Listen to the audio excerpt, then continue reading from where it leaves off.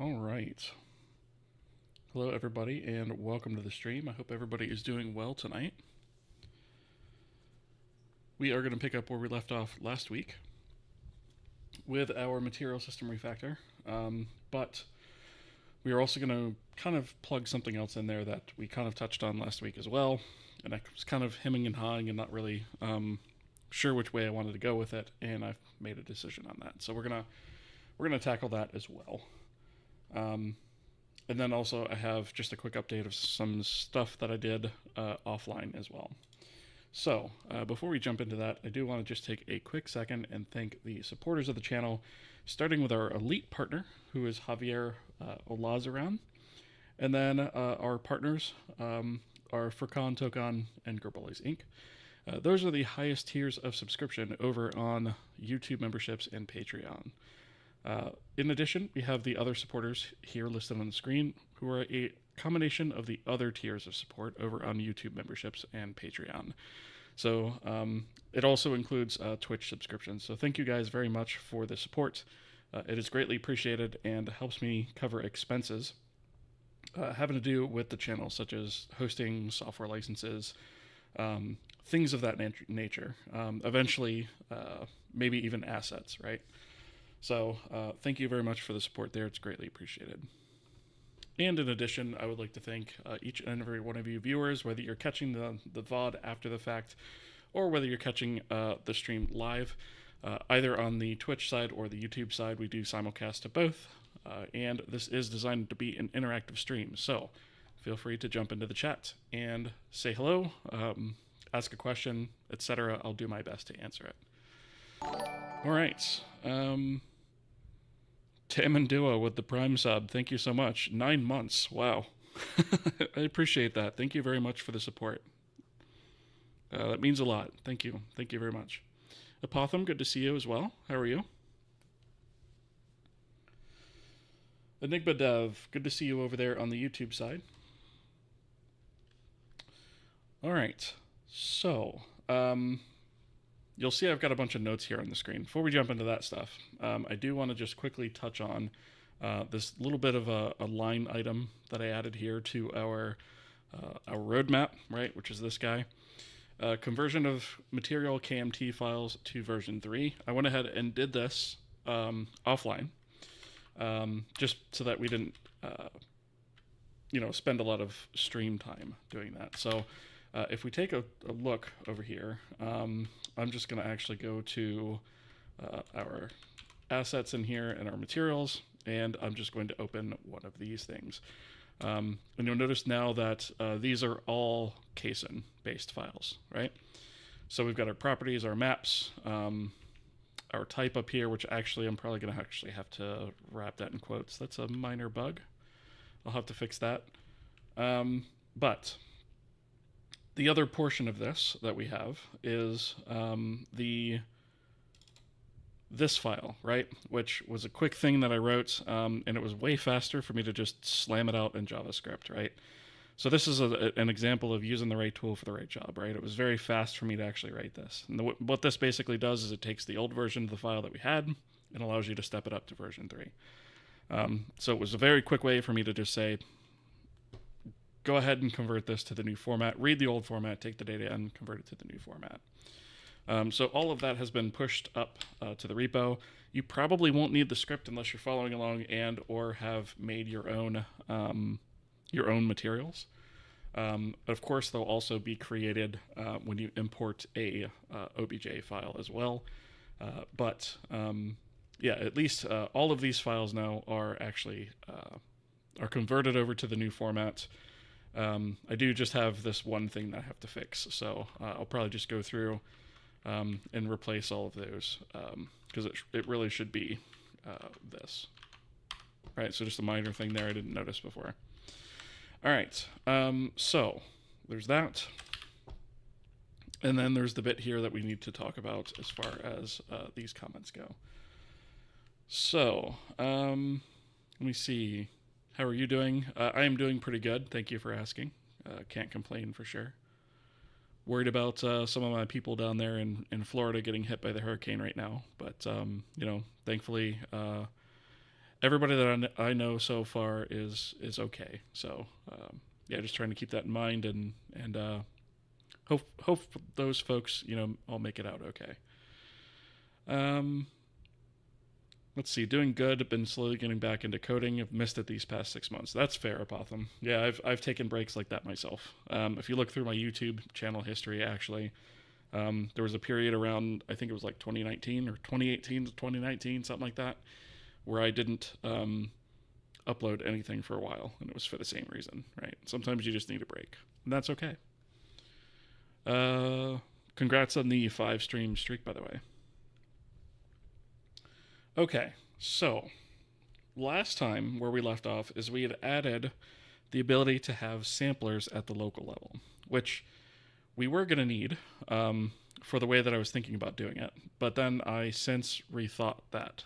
And I think I'm going to change it to not necessarily need that now, but it's good for us to have it for in the future, because I think we are going to wind up needing it in the future. However, if we go to, let me see, do I still have my Excalidraw thing open? Yes. Let me pull this up here.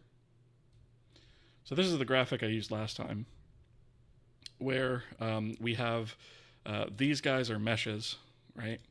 And then these guys are like rooms in an environment, right, that maybe have different types of lighting.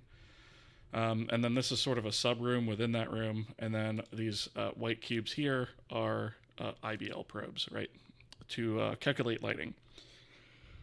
And we kind of briefly touched on, having multiples of these, and what they would be responsible for, and the fact that we could have, one per room, and then one also maybe globally out here that just handles everything else when you're outside. And this is all well and good, but then I got thinking about it further, and it kind of makes sense. It kind of makes sense if you think about it, that the probe itself is probably what ought to own the texture map, right? And the reference to the cube map that is then used.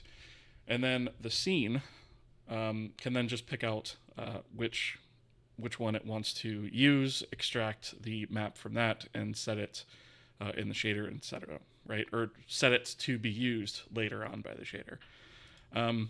So we're going to not only have to create this probe, but we're also going to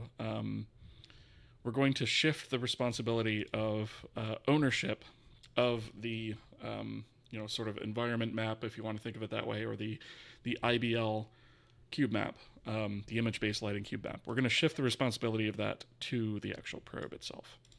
And that, I think, makes a heck of a lot more sense.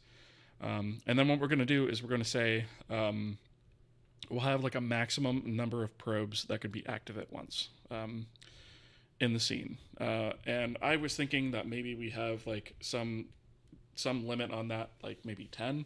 I think 10 is probably a bit excessive in most cases. So I think I'm going to start with like a count of 4, right? So this situation here would likely use everything that we have. And so a scene can define up to 4 of them, and these would then be the texture maps / samplers would then be available globally. And what we would do is we would create a new local uniform that would then just be an index into an array of these things, right? So you'd have the global array of IBL cube maps, right, for the entire scene. And then from there, you would have an index as to which one you're actually referencing, right? And that, I think, makes the most sense. So that's what we're going to try and put in place tonight so that we can solve the IBL issue with our materials and get all that sorted. And then from there, we'll continue on with the rest of our refactor. So I hope that all makes sense. If it doesn't, feel free to ask questions, right? Let's see. Hello there. Are people still using C? I looked for a job recently using C and found nothing. Absolutely love your black mage in the background. Awesome. Yeah, so hang on a second. Let me actually get something really quickly with that, because if you like that, just how it sits,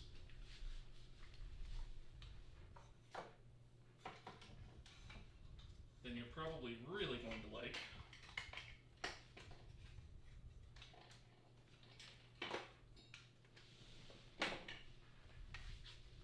You're probably really going to like this. So,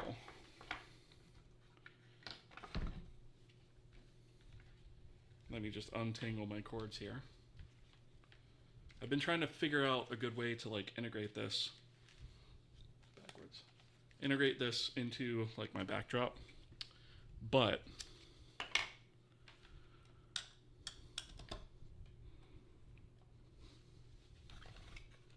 he also lights up, which is pretty sweet. So yeah, this was a gift for my wife, and I absolutely love it. And I'm just trying to figure out a way to like integrate it into the scene back there where I can like control it, other than having to manually plug it in, you know. But yeah, it's really freaking sweet. It's USB powered, and it's awesome. So yeah, I figured you might appreciate that. I'll see about upping the priority in that, getting that to display behind me. But yeah, it is very, very cool. Nice t-shirt too. Which one do I have on? Oh yeah. The plus what was it? Plus intelligence, plus charisma from Kohi. Yeah. Let's see. My username on everything is Vivi or Master Vivi. Yeah. Yeah, Vivi's the best.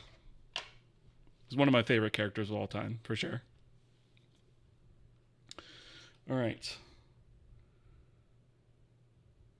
I only remember that you're from some state north of Florida. Yeah, so I am safe. Yes, thank you for asking. I used to live in Florida up until about 2 years ago. I'm in South Carolina, so I am okay this round. We don't have anything coming up here around us. But I do know a bunch of people who live in Florida because I lived in Florida for most of my life. And I've been through a lot of hurricanes and stuff like that in the past. So, you know, my thoughts are definitely with them. I've been there and done that. Got a dresser full of t-shirts. It's not great, for sure. Singy, how's it going? Good to see you. Welcome. Let's see. I can't sleep. Can you be extra boring on this stream? Thanks. I mean, some people would argue that a programming stream is boring enough already, right? Let's see. So your question about looking for a job using C, you're probably going to find more stuff using C at like the operating system level or like embedded systems, that kind of thing. For game dev, not a lot of people use C. Or the ones that do are, you know, independent, like what I'm doing here. I use C for my MUD, but I don't see many C jobs, mostly C# or C++. Yeah, most of what you're going to find in the job market is C++. But then you could always do what I do, and then just, you know, if you really like writing your code in C, do your hobbies in C, and do your day job in whatever that requires. Right? Okay. So I think everything that I've talked about up to this point has mostly been covered. Mostly covers this, right? That being said, we do not have to do anything having to do with acquiring local resources. In fact, I wonder if I should back out the requirement for that. I don't think so. I think I'm going to keep it. I think we'll keep it. Because we are going to need the local ID in order to do local uniform updates. So I think we'll hold on to it. Coffee and Coding, thank you for the follow. Appreciate that. Welcome. I use C exclusively now. I've used many other languages, but returned to C after many years. In my opinion, C is the best language. Nothing comes even close right now. And that's my opinion too. I mean, it has its issues, right? But yeah, I personally just love C. I would write everything in C if I could. Sometimes it doesn't make sense, right? But for a lot of stuff, especially stuff like this, it definitely does make sense. Okay, so we need to think about the IBL probe, right? So an IBL probe is really just a there's really only a couple of pieces of information it needs, right? It needs the texture map, and obviously that has a pointer to the cube texture. So it needs that. It also needs probably a position in space, and the reason I say that is because it eventually will be able to be dynamically rendered, right? For now, we're just gonna like assign the skybox cube map and just use that, right? Or we'll manually assign some other cube map texture to it, and we might even modify the scene loader to actually handle that. But we might have one that we want to use that maybe follows the player around or something like that. In that case, we'll need to be able to move that and have it update every so often for our IBL. So it needs texture map, position. It doesn't need rotation. Well, it actually kind of does need rotation now that I think about it, potentially. If we have one, well,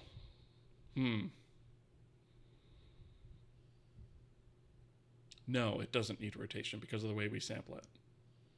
Only needs position. Even if it's following the player around, for example, we only really need position. And we're not going to be doing any of that advanced stuff right away. But I'm trying to think about it now so that we don't code ourselves into a corner, right? Okay, so texture map and position. I think that's it. I think that's all it really needs.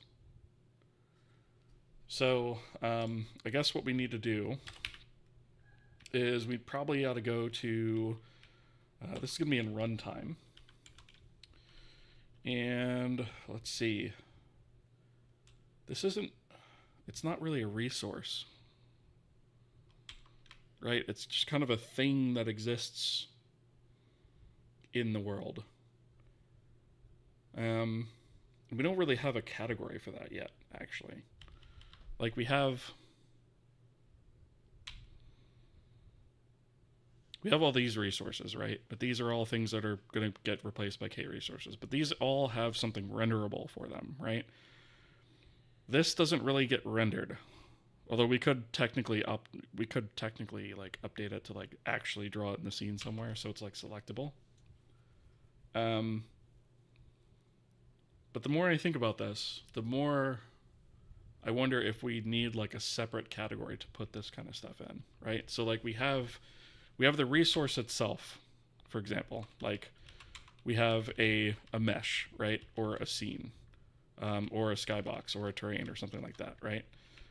But these are kind of the thing that gets drawn, but it's not really the world representation of that thing necessarily.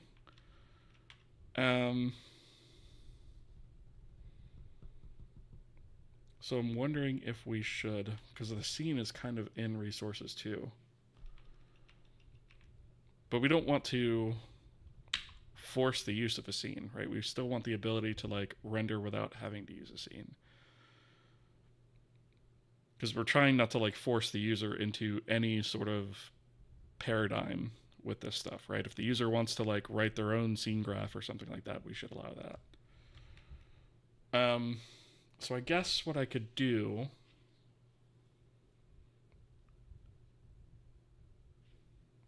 I could put it under resources. Seems a little bit weird, but I guess that makes sense. Vishnu Tiwari donated 400 rupees through Super Chat. Your tutorials helped a lot. Keep up the good work. Vishnu, thank you so much for the donation there. I really appreciate that. Thank you. I appreciate the support. Thank you very much. Very much appreciated. That helps out a lot. Magetsub, how's it going? Good to see you. I was really into C for quite a few years, but now I do everything in Odin. I want to try Odin, but like the dependency bit of that scares me, right? Plus, it's not what I would call a mature language yet. It hasn't been around long enough that I would write something that I have to support like this, right?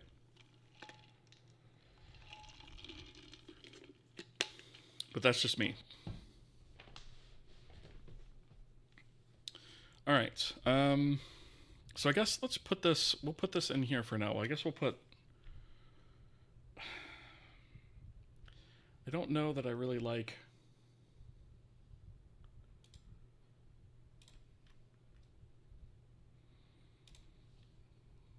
I don't know that I really like it as a resource either. Doesn't really belong in graphs. I wonder if I should just do like a new folder called world, right? For like things that get rendered in the world.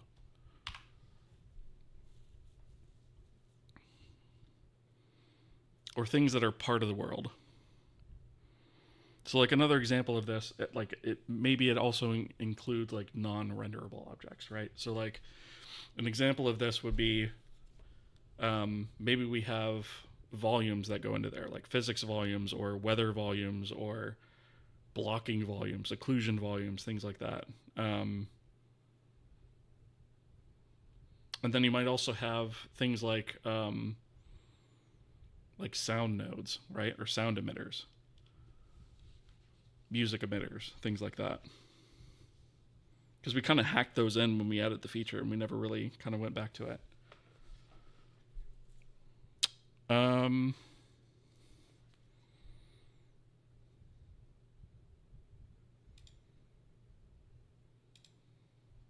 I guess let's stick with that. Let's go with world, right?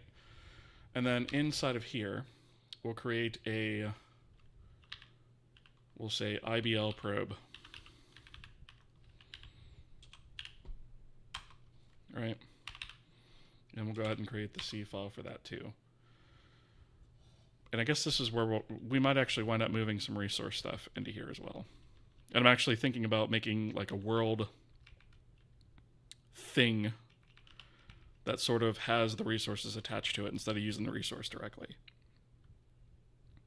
So we might have to do a little work in our scene to support that, but I think it's going to be worth it. So if we go in here and we do pragma once, obviously, and then we do include, I guess we're going to want math types.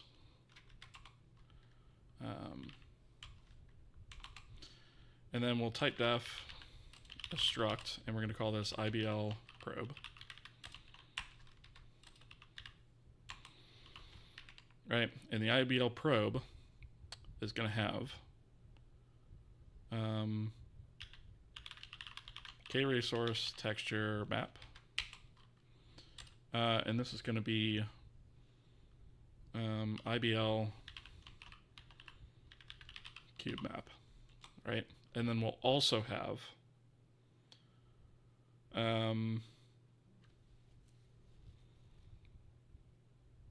let me think about this for a second. So we'll also have, I guess we'll just do a vec3 position.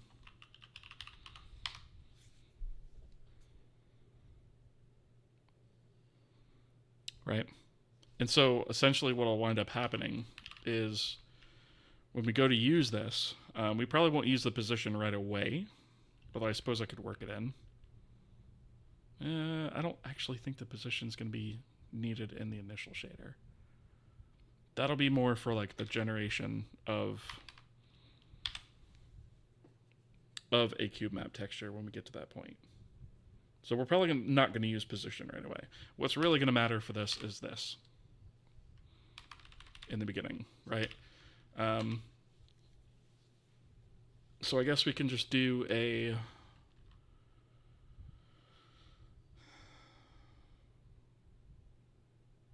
do I want to prefix that somehow to indicate it's like a world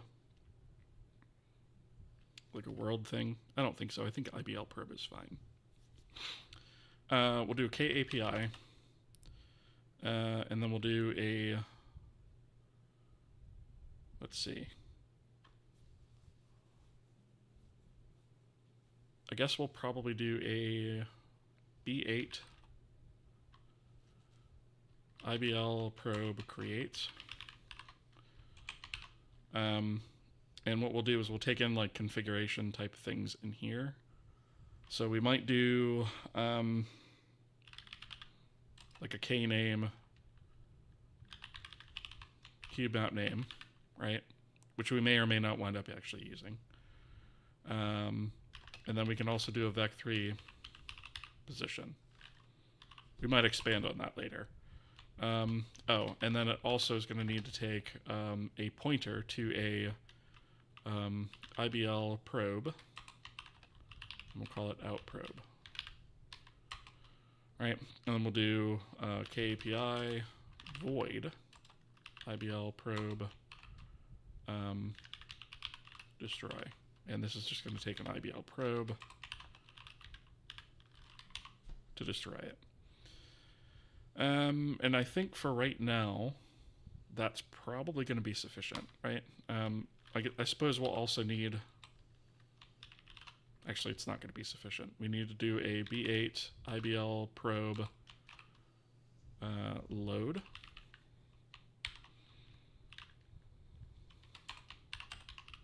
Probe. And then unload.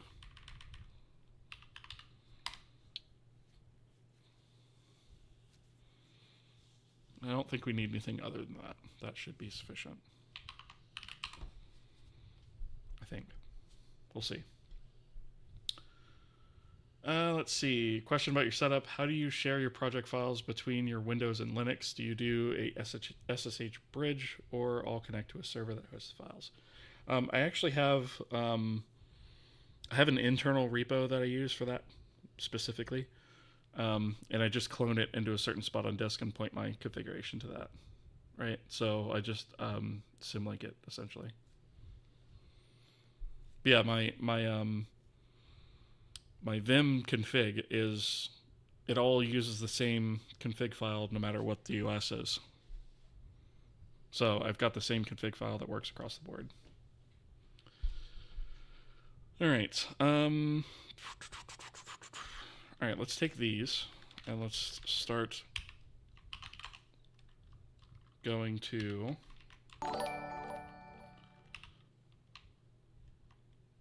CodeTrek. Thank you for the follow. Appreciate that. Welcome.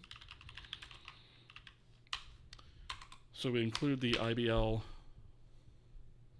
probe H, and then we'll go ahead and define these guys.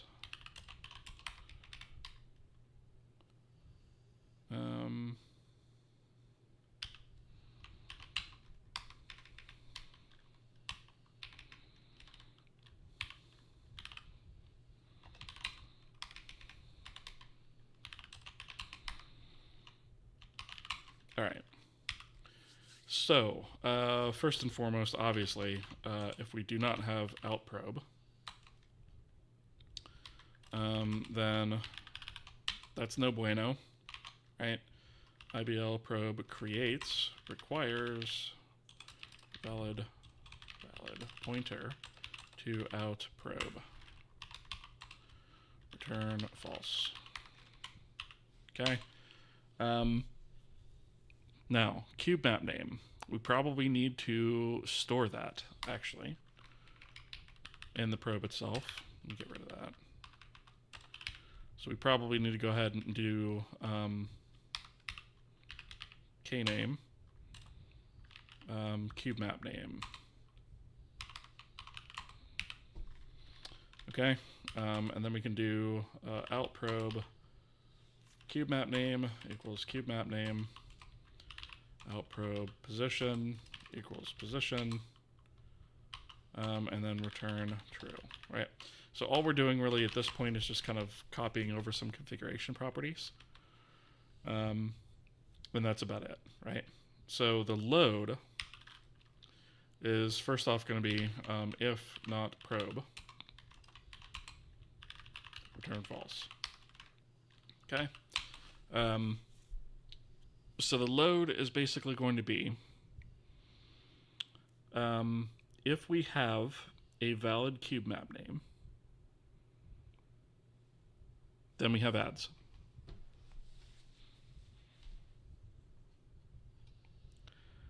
Dingus Deb, thank you for the lurk.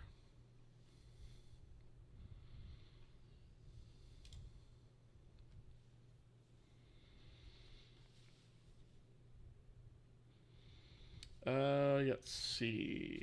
Singy, I will answer your question in just a second once we come back from ads.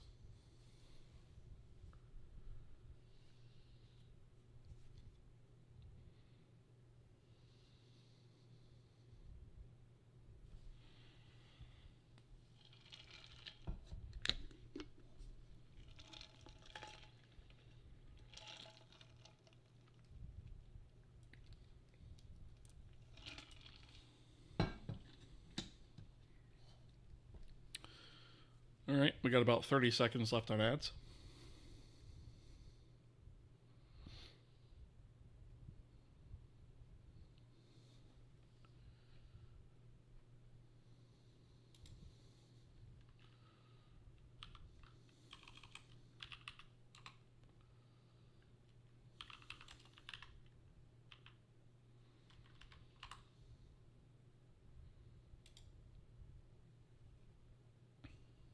All right, almost done with ads.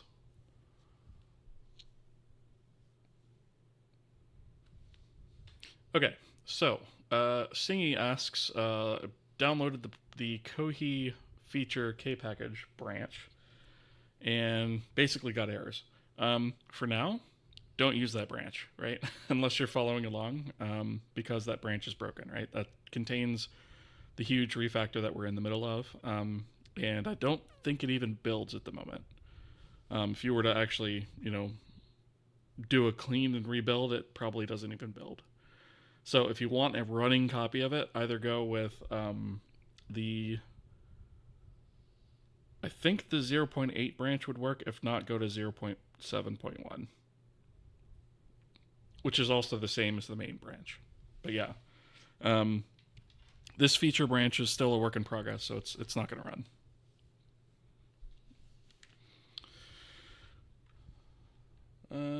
Okay. So the next thing that we need to do is we need to say if probe cube map name. I guess we could say if it's equal to valid k name, right? Then there's nothing to do. Return success. Now the reason there might be like a invalid k name, right, which is just 0, undefined, is because maybe we want to generate it, right, which we're not going to support right away, but that would be a reason why. So what we're going to do is we're going to say kwarn no cube map name assigned to IBL probe. Thank you for the follow, Vishnu, over on the Twitch side. Appreciate that. Welcome. Are you the same Vishnu from over on the YouTube side?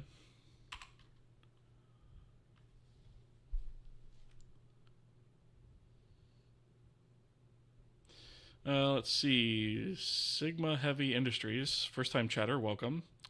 They're asking, mind if I ask what techniques you use to do occlusion culling in your engine outside of the frostum, like rooms behind walls? So right now, nothing, but we are going to support a few different things. So we're going to have blocking / occlusion volumes as one option. We might implement BSP, right, which kind of also comes with that, right, with when you use BSP for like rooms and stuff. with portals and whatnot. And then we'll also use occlusion queries at some point as well. Indirect drawing might be the best route. Yeah, we're going to explore several options for that, right? Because there's pros and cons to all the different things, right? And you might want different options per whatever it is that you're actually building.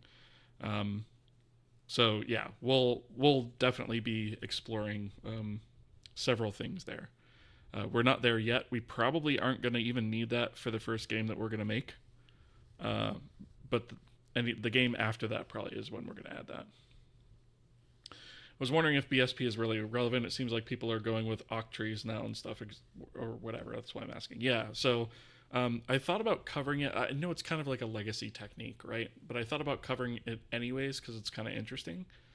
Some people might want it. I don't know. It'd be kind of a neat thing to have in the engine, I think. But yeah, that probably wouldn't be done for quite a while. But yeah, that's kind of where we stand on that. A lot of people don't use BSP anymore, but yeah, hope that helps. Okay. So, at this time, we're just going to basically say if we don't have a cube map name configured, we're just going to warn about it and return true. And not really worry about it. Otherwise, what we're going to do is we are going to request the cube map name from the texture system, and then set up a texture map, right? And we might just do the texture map no matter what. But for now, I'm basically just going to hard code this to say if we don't have a cube map name actually configured, we're not going to do anything with it. We may change that later. So what we're going to do is, I guess it makes sense to put out a request for to the texture system. Request cube, and we're going to do probe cube map name. We are going to auto release it. Multi-frame buffering. We do not need that. And then as far as a listener and callback, we don't need either of those. Those are optional. We don't need them. And then we'll do, I guess we could go ahead and just wrap this in a check and then say if that fails for some reason, that's going to be an error. Failed to request cube map for IBL probe. Return false. Okay, so we'll go ahead and request that. Oh, you know what? I think that's... We're not going to... I need to save that off somewhere.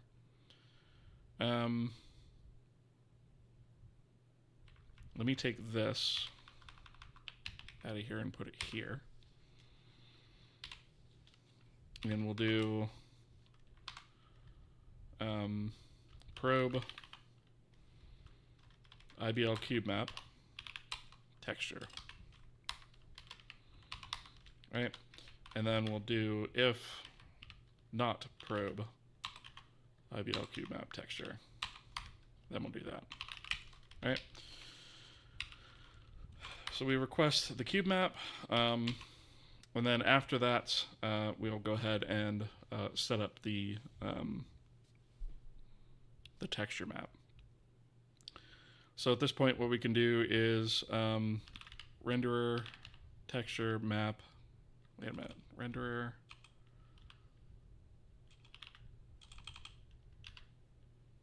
Don't we have? Oops, include.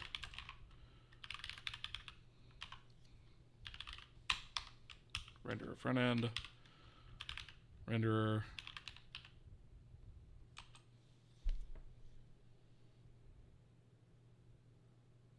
I didn't move that to the texture system, did I? I didn't think I moved that yet. Did not.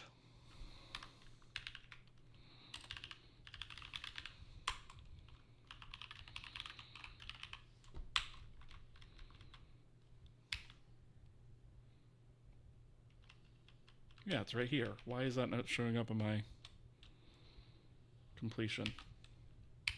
Okay, fine. We'll do it the hard way.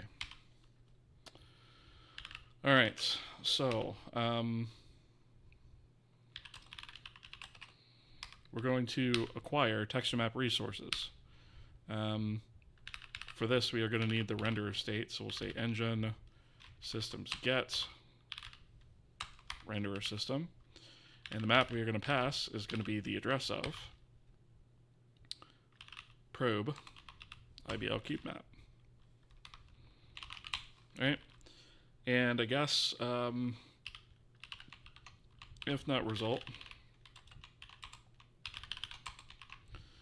failed to acquire texture map resources for IBL probe, and return false. Return true. All right, so that's that. And the unload is basically going to just reverse these operations here. So what we can do is we can say if probe IBL cube map texture, then we'll do a texture system release resource, and we're going to do probe IBL cube map texture.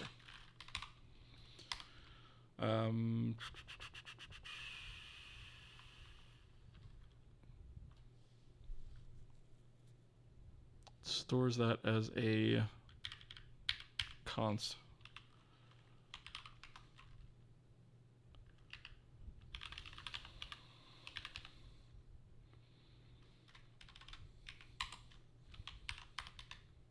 There. Okay. And then we'll do probe IBL cube map texture equals 0. All right. And then we can do render k resource texture map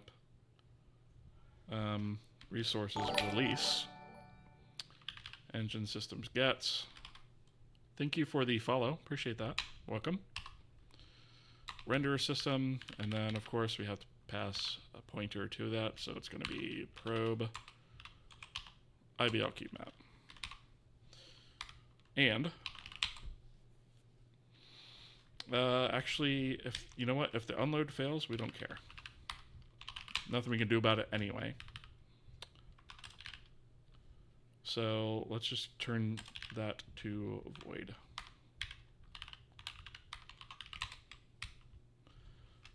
Okay, so that should be all that's required to unload it. Destruction is basically one step beyond that. So I guess what we can do is we can just call unload on it, right? So if probe, then we'll do IBL probe unload, and we'll pass probe, right? So we'll make sure that that's done first, and then we'll zero out the memory. Probe size of IBL probe. All right, so there's our destroy, and I think that's everything. Nothing too complicated, right? And then just by having like a pointer to the probe, we'll be able to get any data that we need from the probe to be able to feed that information into the shader. Let's see. There was this one occlusion calling method that uses binary rasterization on the CPU. Is quite interesting method. Intel came up with it. I don't think I've heard of that one. Because binary rasterization, depth values were stored in the buffer, in other buffer that sort of represented the binary coverage map.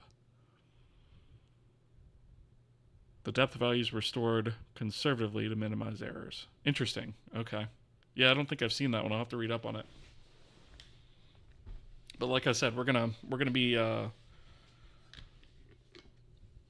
be trying multiple things with that.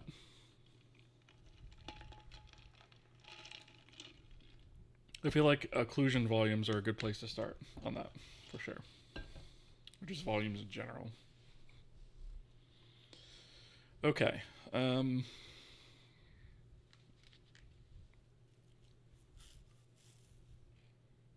So we have everything we need here. Now we have the type that we need. So the material system doesn't actually need like a reference to that anymore, right? The irradiance map, like we don't have to set that in the resource handler anymore. So resource handler material 451.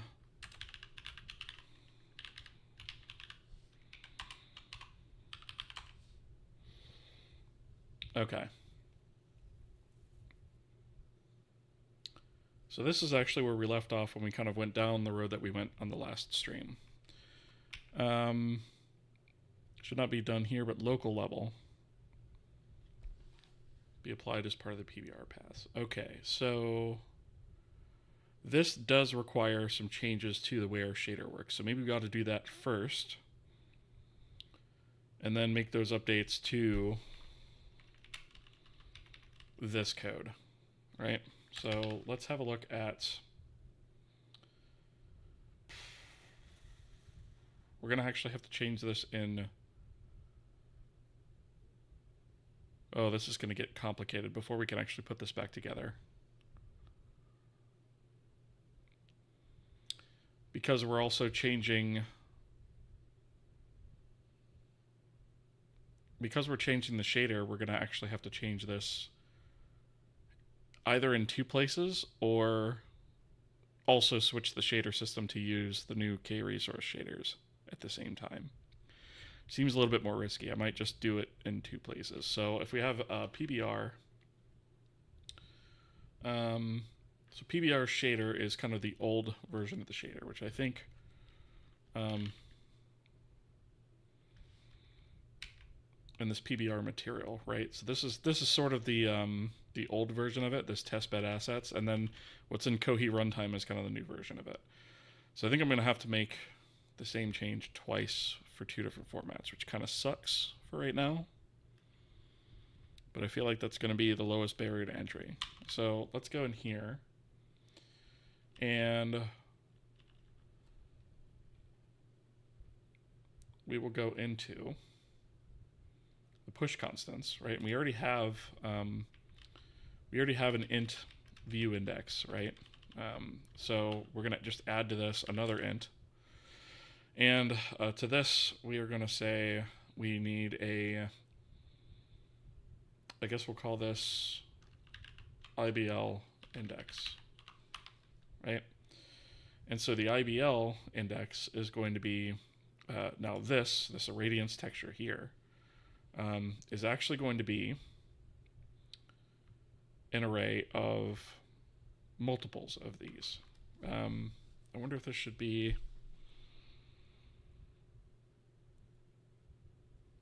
Yeah, we want, let's say 4 of these, right? And we'll say irradiance textures. And we're going to say this is an array of the max number of IBL cube maps.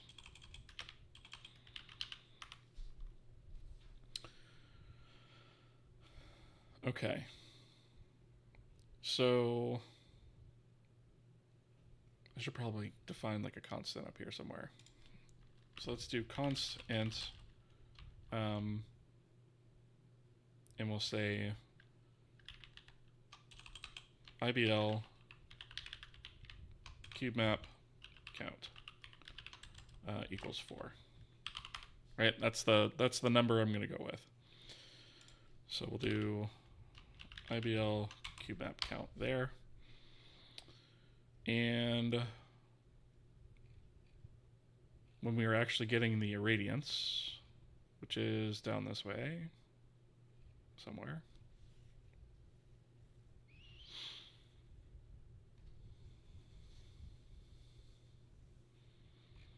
think we apply the IBL after, if I remember correctly. Combined.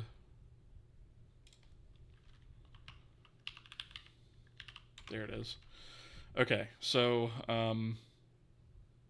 we're going to need irradiance textures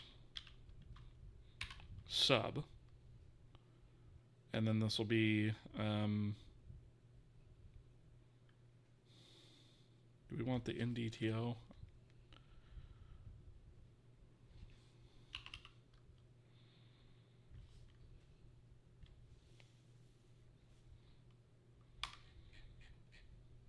What did we call that on its way in?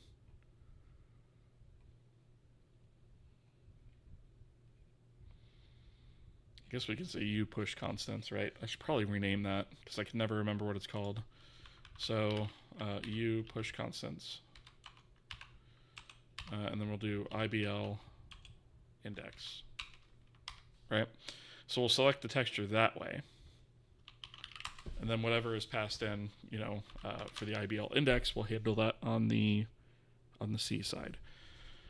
So what this means is that we've added this here. Now I think we're going to have to also add it on the vertex side too. So PBR shader vert, and let's see, we'll need this for the push constants right there. And let's see, I don't think I actually have any of the samplers on this side. No, so I think that's good enough. I might see about unloading some of this UBO, or the, not UBO, DTO stuff as well. Some of that's just unnecessary, I think. But anyway, so that's added there. Let me go to PBR shader config and add this down here. So we have two things. The sampler cube for the IBL cube texture is now actually going to be global, which means that needs to be 0. The shadow textures are also going to be global, so that needs to be 0 as well.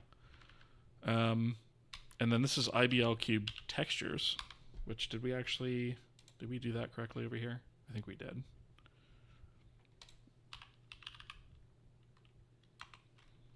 Yes, we did index it correctly. Okay, so it should be irradiance. Wait a minute, irradiance textures. Did I call that something different than I did in the configuration? I did. What a dingus. Let's see.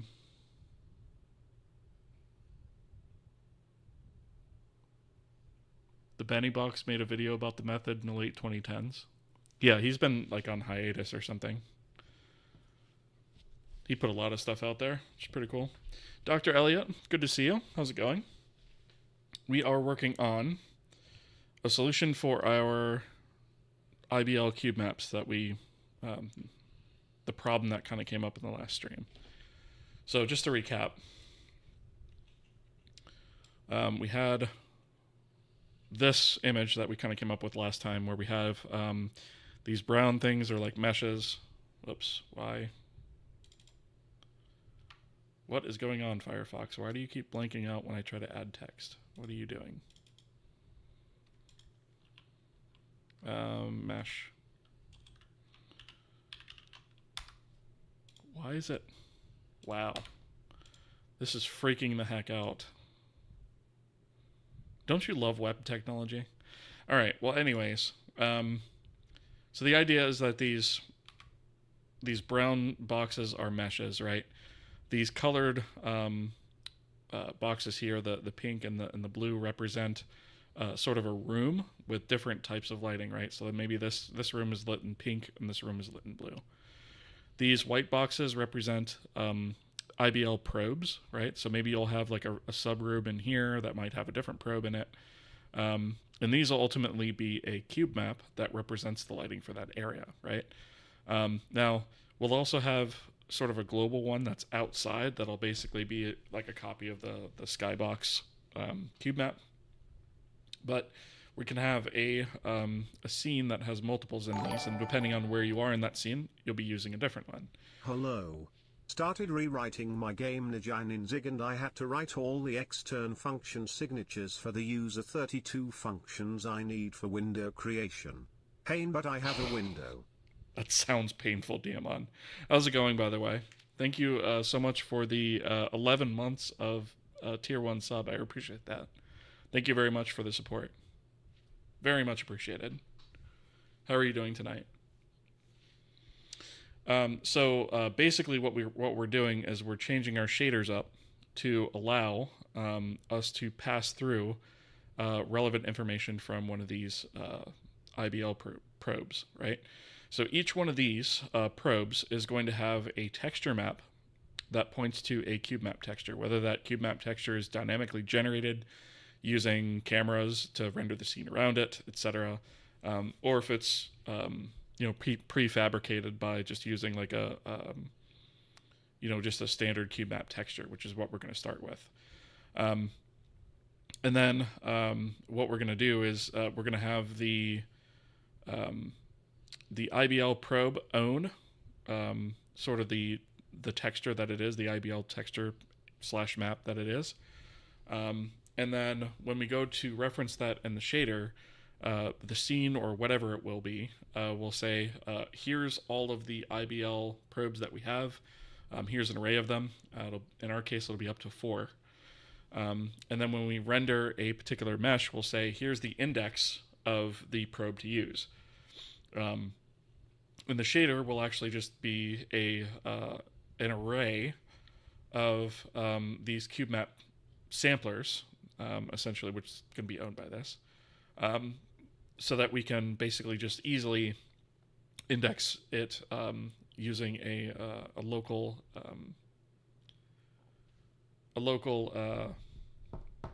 what's the word I'm looking for? Uniform.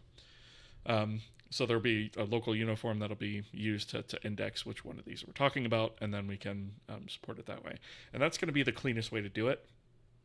And so that's what we're kind of working on right now is the support for that. And moving things like the shadow textures and the IBL cube textures from being instance level to global level, because that's really where they should be, which means it won't get updated as often in the shaders, which is a good thing. So yeah, I hope that makes sense. That's kind of what we're working on. Are you building this engine for one specific kind of game, or are you doing a generalized engine? It's generalized-ish for now, yeah. I'm trying to make it as generic as possible. The idea is that a lot of the features or sets of features will wind up being plugins, so that you can kind of mix and match what you want to use in terms of engine features, and only kind of load what you need. That's kind of the goal. And so part of that is being as generic as possible with a lot of this stuff. But there are some places where I'm going to have to make, hard-coded decisions and things like that. But that's kind of the nature of the beast. So we are going to be using this initially to make like an arcade-style game. With it's basically going to be similar to an Infinite Runner, but with vehicular combat. But then, the next game that we're going to make is going to be wildly different from that. So it's meant for lots of different types of games. Tune in your streams a bit, and I've noticed that you're able to just keep going without having to stop and think much. And if you do, you know where to go. I assume that's an experience thing. It is. And actually, what's interesting, and if you look, especially like on my later streams, I've learned how to sort of treat the streams as a bit of a rubber ducking. So if you're familiar with that term, just kind of talking through the solution. Sometimes I'll be like, well, this works, that doesn't work, and it helps me think through the solution as I'm kind of going. So I do have to stop and think every once in a while, but not too often. We have ads. Dingus-oriented programming is exactly, Diamon. For those of you who can still hear me, I like to pause the stream whenever ads come up so that nobody misses any content. So ads on Twitch come up every 30 minutes for up to 90 seconds, depending on region or locale. Some people get the full 90 seconds, some people get like 15 seconds, some people don't get ads at all. But I try to account for the lowest common denominator, I guess is the term. So yeah.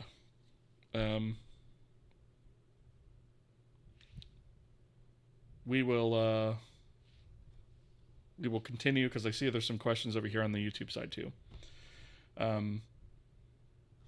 We will continue with those as soon as the ad break is done, which is up in about 30 seconds.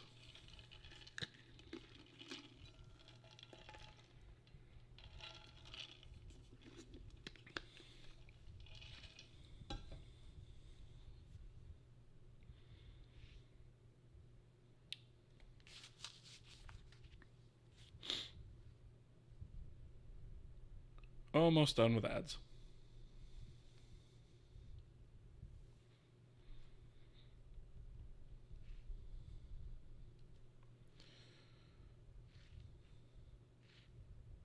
All right, so ads are dead. So just in case you couldn't hear me during that, I do like to pause the stream whenever ads come up, which is every 30 minutes for up to 90 seconds, depending on region or locale over on the Twitch side. So I like to just make sure that nobody misses any content. So I just kind of pause the stream. So yeah, I hope I answered your question before. Yeah, you talked to your hamster. Yeah, so same kind of thing, right? I actually have a literal rubber duck that my wife got me as sort of a gag gift, because she heard me use the term rubber ducking once and literally bought me a rubber duck, which is excellent. But yeah, so that's the thing. Dingus-oriented programming that Diamon mentions is where I make mistakes live and fix them. Do that a lot on stream. We've coined a term for it called dingus-oriented programming, or DOP. All right, so what features does the engine offer? So right now we have, we're working on our first of, I want to say 3 rendering backends right now. So right now we render everything through Vulkan. We have a basic PBR pipeline. It's still missing some things, but we do have PBR lighting. I'm going to be adding back in the Phong lighting model, and we removed it in favor of PBR, but some projects won't require it, right? So we have that. We have the ability, we actually created like a editor gizmo in the world, so we can actually move, scale, and rotate objects in real time in the scene and then save it. We wrote our own custom storage format, complete with serialization and deserialization, and the ability to write files and stuff like that. We wrote a brand new asset system, and also a new resource system, which is part of what we're refactoring now. We're moving the whole engine over to that, so that could be eventually jobified and multi-threaded. We have 3D spatial audio, and of course 2D audio by extension. We have a plugin system that allows us to, hook dynamic libraries into the plugin system and load them via application configuration, which, by the way, uses our custom storage format. I'm probably forgetting a lot of things, but if I open up the to-do file, we have the entire engine roadmap in here. So this is the stuff I'm working on right now for 0.8.0 release. So everything with an X in it is done. Everything that's blank, obviously, is still in progress, right? So we've got a lot of stuff done here. And I'm not going to go through this slowly, because you'll see why here in a second. It's kind of a long file, right? So under engine general, this is all the stuff that's in there so far. Again, X's are done. Blanks are not, right? Renderer features, right? So there's quite a lot here. Way too much for me to list off verbally, but yeah, there's quite a lot. right? So if you're looking for the repo, or any other information about the project, that is available at kohiengine.com. I'll just drop a link real fast in the chat. And this basically just gives some information about the project itself, links to the YouTube and Twitch channels, and then if you go down here a little bit further, we've got a link to our Discord server, which is either nearing or at 1,000 members. It's pretty close. And then over here we've got the Patreon and GitHub links. So the GitHub link takes you straight to the repo. This is Apache 2.0 license, which basically means that you can use it for either commercial or independent. It does not matter. All that I ask is that you say that you used it if you use it. That's it. There will never be any sort of licensing fees or royalties of any kind. I don't paywall anything having to do with the engine. None of that stuff. This is all available completely open source and free. And so, yeah, there's more information. I've got some screenshots here. These are a little bit dated at the moment. So this one shows off our basic PBR lighting with some cascading shadow maps. Here's another view of that as well. We've got some UTF-8 font rendering, stuff like that in place. A whole bunch of stuff. So all of that stuff is available in the repo and or here on the main website. So I hope that answers the question. Perfect. Okay, cool.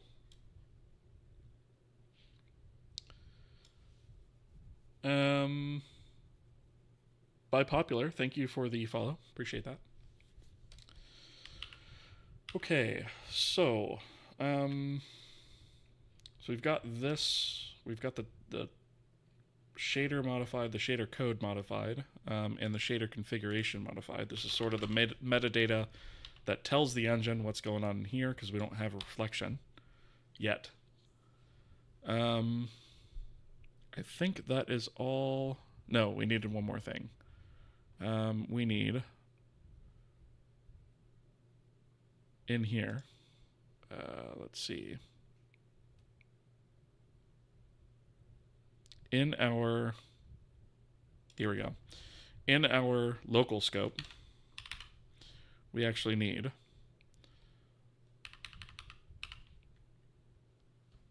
a IBL index. So that IBL index is going to be what indexes into this array, which I didn't actually set up as an array, so that needs to be an array of 4. So we're going to have up to 4 IBL cube textures available.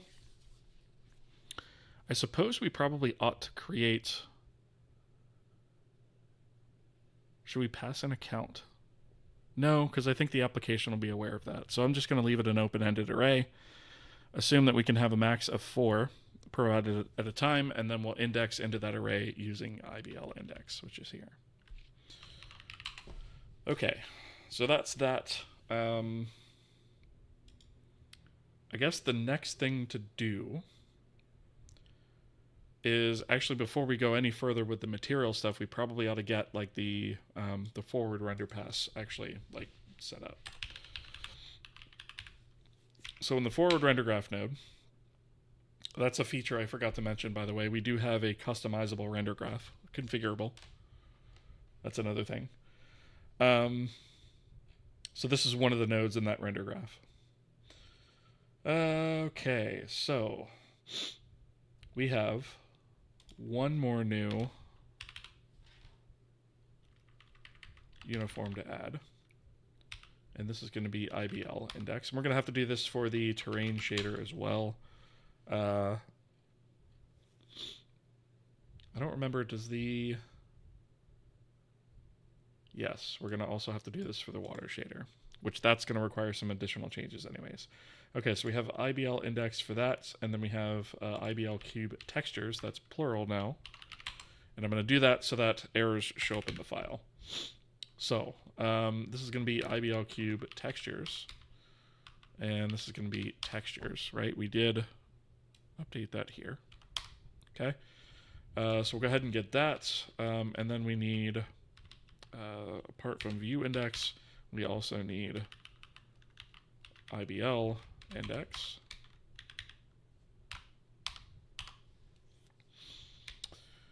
Okay, that should be good for that. And then, once we get past all the deprecation,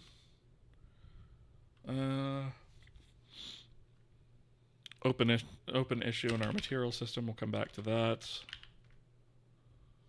Again, we'll come back to that. Okay, so here is a change that we'll need to make. I'm going to close that file. So the irradiance map. The irradiance map needs to be moved because that was a instance level uniform. It is now global, which the shadow maps also are. So we need to put that up here next to the shadow maps, right? So I think we can actually just get away with that. However, we need this set by location arrayed, right? So we're going to need that as well.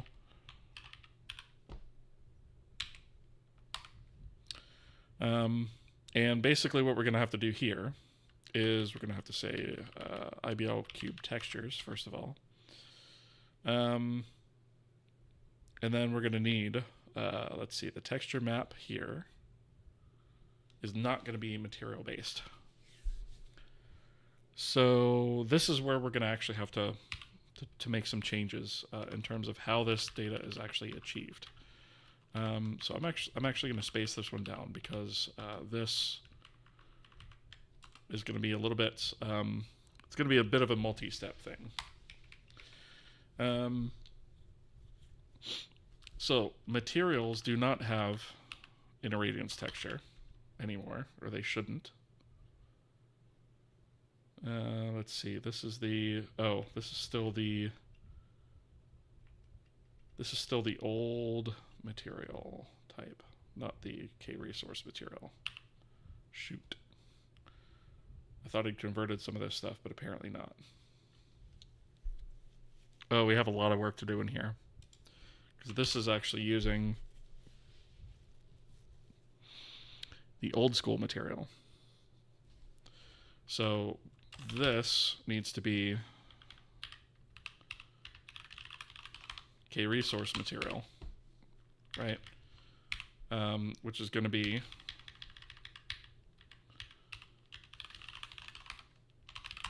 that.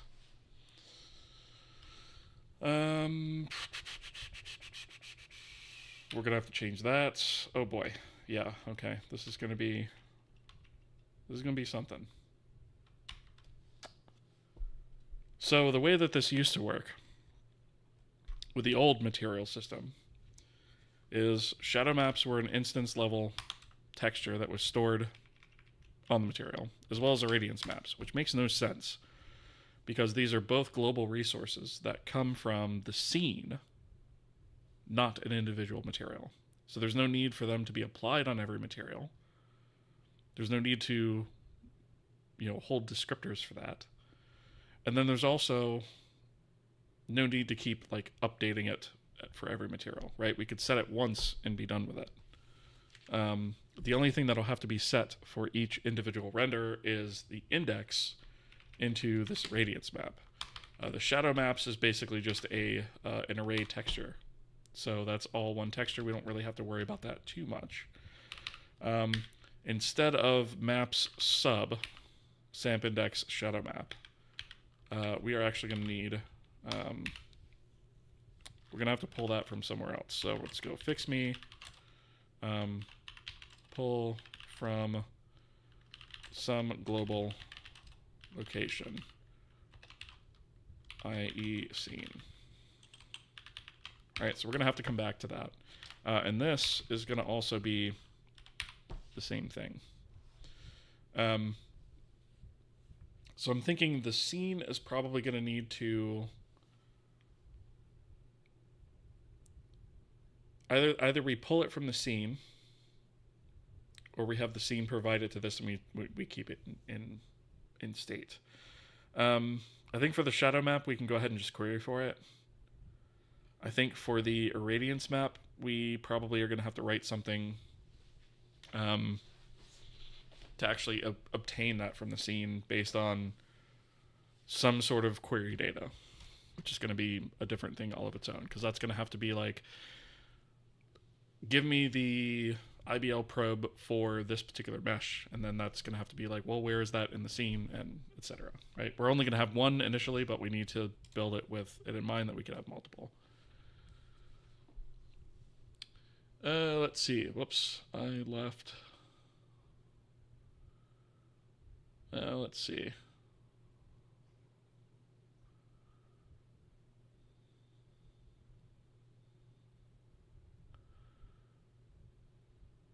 Oh, negative pointer. I did not see the auto mod. I would have let that one through, but yeah.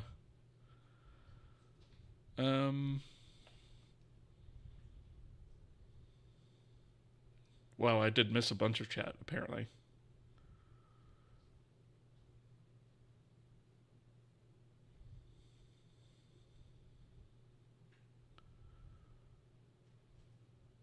Ever thought of using Zig or Odin? So my problem is those are not very mature languages yet. Like they're still language bugs, right? And I'm going to have enough issues combating bugs in a code base of this size without also having to potentially deal with language bugs, right? That's the reason I'm not also trying to use like Jai or something. Also, I want to keep the dependency count as low as possible with this. I don't want to have people pulling a whole bunch of dependencies just to compile it, right? Obviously, the OS is one. Vulkan is another, right? There's no way around that, but I also don't want like any other language dependencies where you have to download, Zig or Odin or something. Arguably, you have to download a C compiler, right? But at least on Linux, like it's already there, for example. So yeah. Also, I'm thinking, multi-platform. Eventually I'm going to have this run on mobile. Eventually I want it to run on consoles as well. So I don't know where those other projects stand as far as that goes. All right, let's see. Are you planning to make it into a business one day? That would be neat, right? It's probably going to be the business aspect of it, if this thing ever grows enough, would be more around the games that I produce with it than the engine itself, because the engine itself is free and open source, right? So there's not really a way outside of donations to make money on that or to monetize it. And I'm going to keep it that way. But the games themselves is probably where I'll make money, and obviously streaming. I'd love to turn it into a full-time job, right? But that requires quite a following to do that, and I'm nowhere near that. I'm maybe 3% of the way or something like that. Flask, good to see you.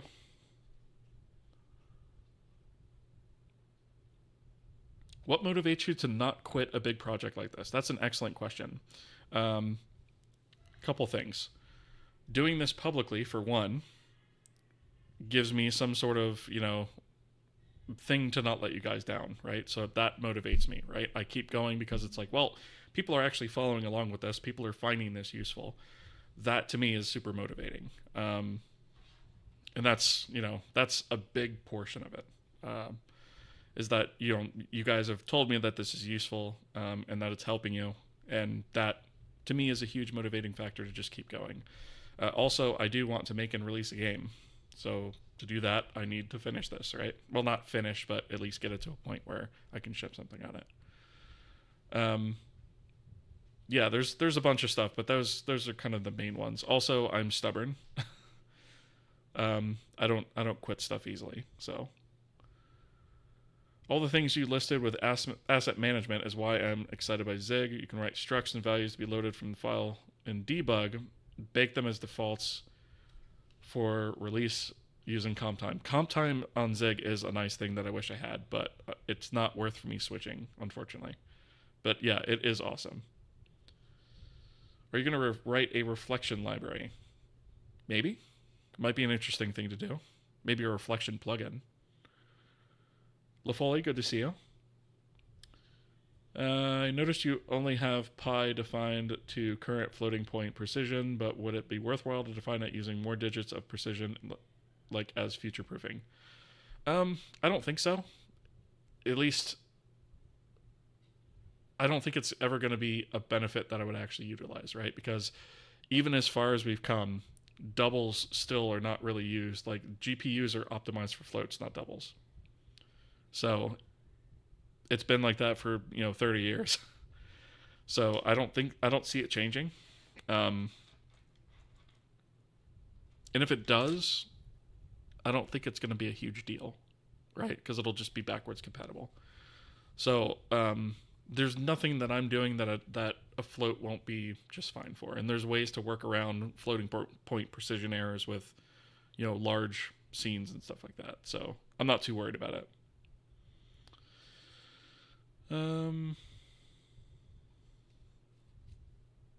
Let's see. Don't really need high precision floats unless you're doing fluid simulations. Yeah, which I'm not going to be doing. And if I do, I'll find a way to handle it.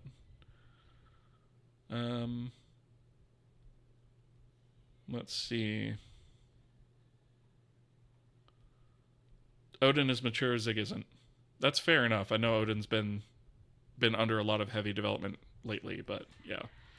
It's also the dependency thing, though, that I want to avoid. What's the irradiance map for emissive stuff that's referenced in lighting? So it's basically, you can think of it almost as ambient light around the scene, where you have light that just sort of naturally bounces off surfaces. That gives you what the sort of ambient level of lighting is in the current area that you're in.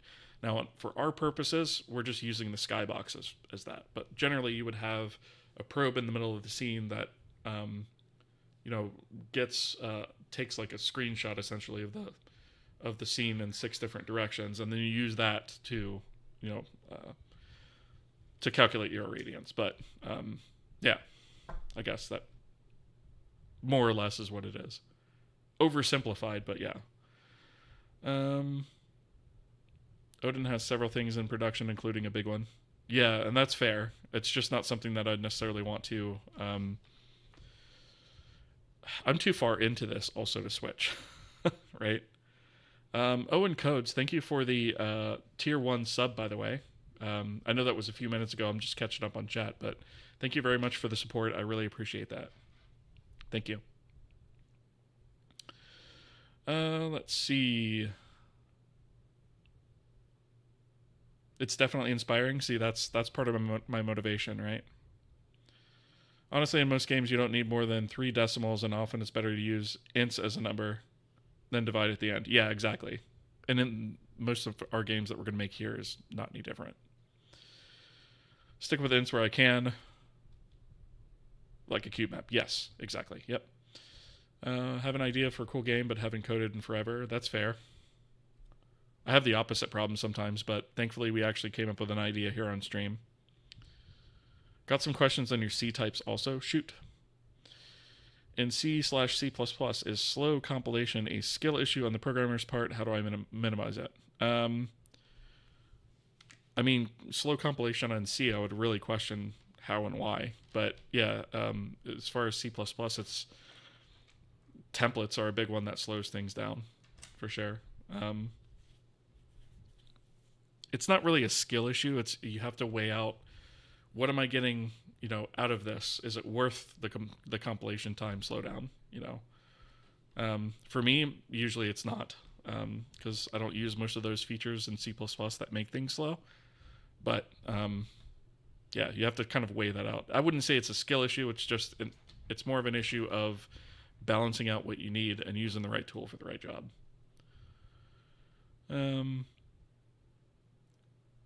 Floating point precision can get you into some trouble anyways. Yes, if you're not careful. 1, is your string stuff 0 terminated? Yes. And 2, did you do hash maps? Yes, but a super crappy implementation of it that I need to actually redo. My hash algorithm is rubbish, so I need to actually change that up at some point. That's why Zig is insidious. You can switch your C compiler for Zig as it is Clang, and you can use the Zig build system. Yeah, but I still have to install Zig to do that, right? So that's an extra step that I'm trying to avoid. But yeah, I do get it.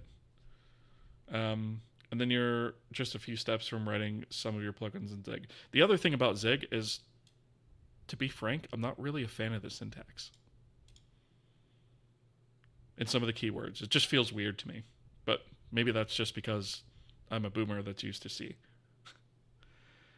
So you're saying don't calculate Fibonacci to max compiler complexity in a recursive const expression function. Yes, exactly.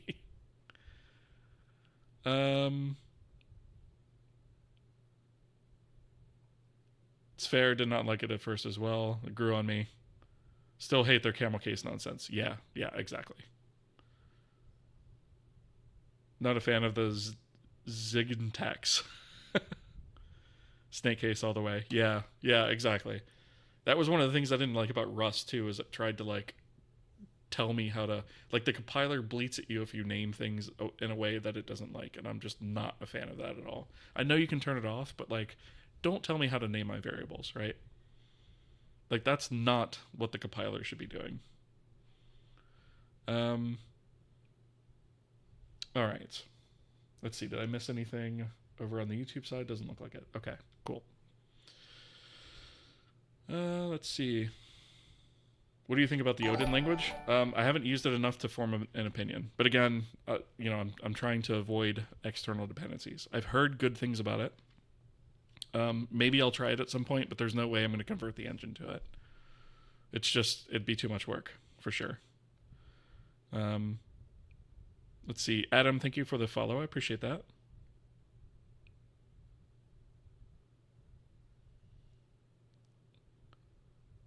All right. Turn on pedantic for C anyways. Yeah, that's fair.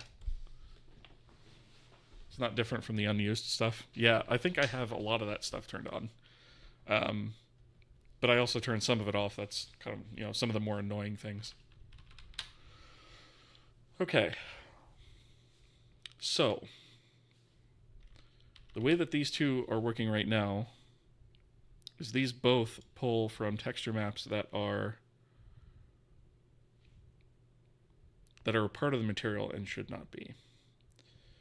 So, we need a way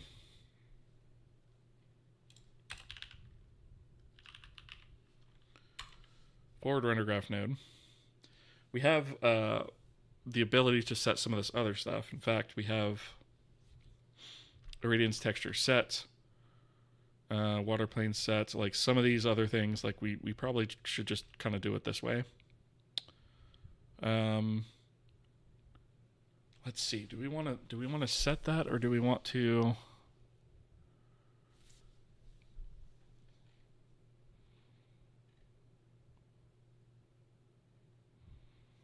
Because I think we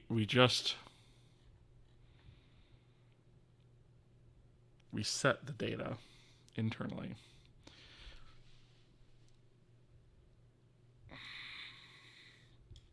I guess let me go into the state, right? And we can set this stuff within the state.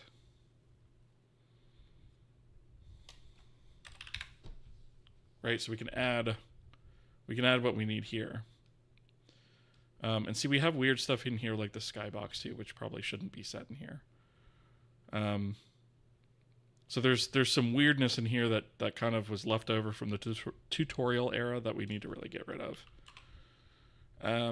So in this case, let's do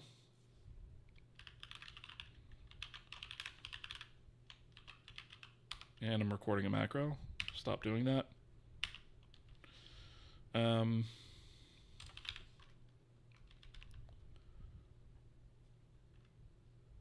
K-resource texture map.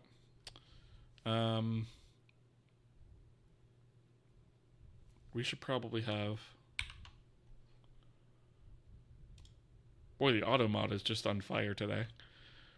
I wish I could shill Jai, but no one wants to actually put the effort in to send an email when I shill. Yeah, that's fair enough. How's it going, by the way, Widgeler?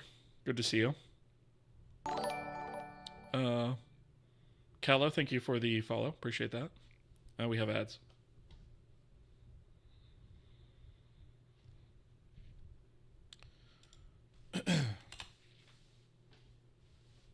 I was a couple seconds late on the ad timer too, so I will probably cut off the timer a little bit early.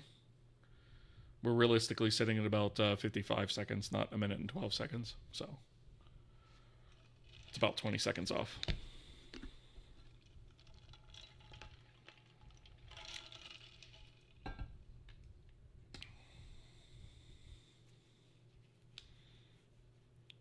Thank you for using the emojis there, Lefwally. I feel like they go relatively unnoticed, so I appreciate the use of them. I need to make more, actually. I should probably hold like a poll on, or maybe like a conversation on the Discord server about that. Or maybe some of the emojis you guys might like to see. Been spamming them more you can. Awesome. I appreciate it.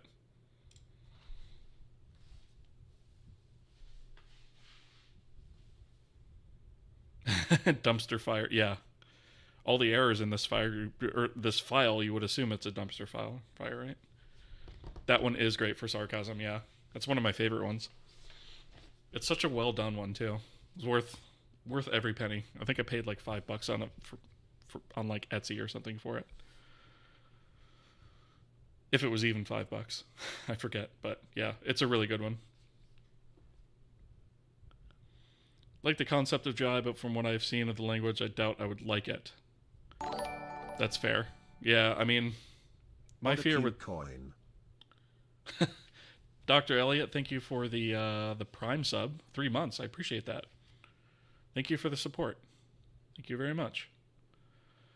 One of the things that scares me about Jai is, it's basically being run by one guy, right? And that's what scares me about some of these other languages too. Now, Jai is not open source like some of them are. So my fear is there, like, what if the licensing on that changes? What if he just goes, you know what, I don't want to do this anymore and pulls it? And there's no open source fork or anything like that. Because I know he has an interesting perspective on open source in general. But, yeah, that's one of my concerns about using Jai. It's like if he just gets tired of doing it and just goes, you know what, I'm going back to C++, then what? Then your entire tech stack is on that, on something that's now a dead language, right? I don't think that'll happen, but the possibility's there. Okay, so we need a texture map, and we're going to say this is the shadow map. Right, and this is just going to be a pointer to a texture map, right? And that'll contain the array texture for this shadow map, right? So this is going to be global scene-wide shadow map arrayed texture. And it's sampler, obviously. And then what we'll do is we'll have... Let's see, we probably ought to have an array of pointers to texture maps.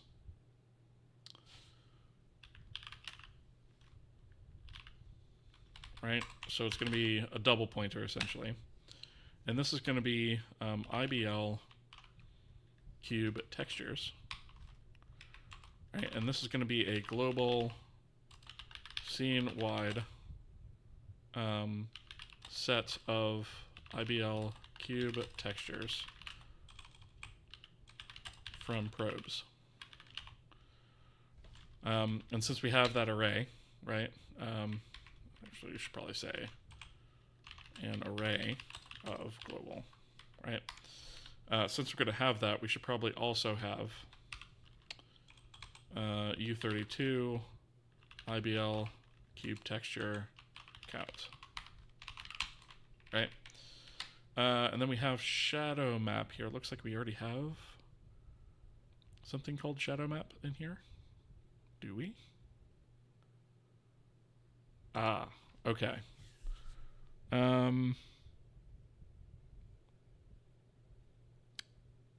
We don't, okay. We actually already have this then, so I actually don't even need, I don't even need this then. We already have it.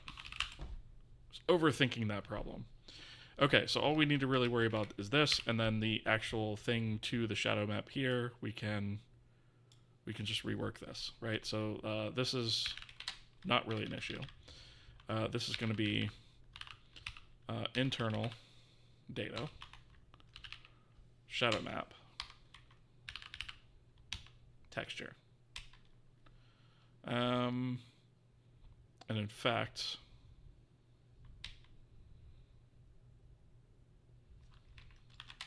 why are we even doing this? Shadow map source. I don't even know that this bit actually needs to be done.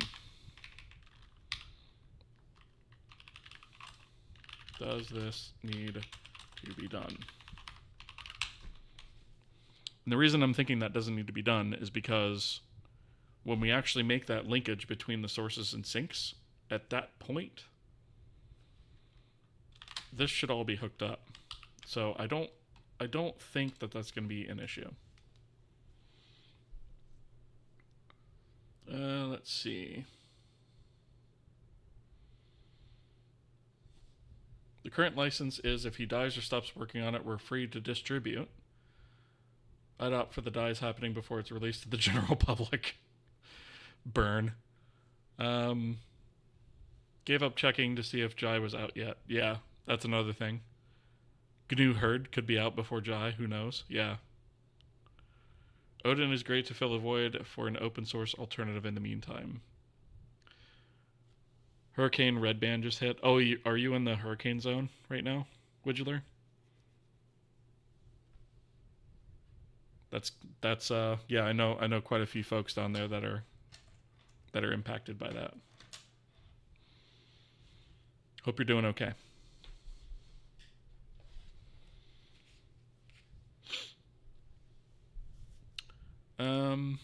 Yeah, that was a particularly nasty storm down there. I've been watching it pretty much all day. The amount of tornadoes it spawned is absolute insanity. Okay, so the only thing we actually need here is actually the address of internal data shadow map, and that solves that issue. I don't know. We'll have to come back and see if this is going to be an issue, but it's going to be a bit before we do that. So I'm just going to leave that to do there. And then pull from some global location, i.e. scene. This I am going to do.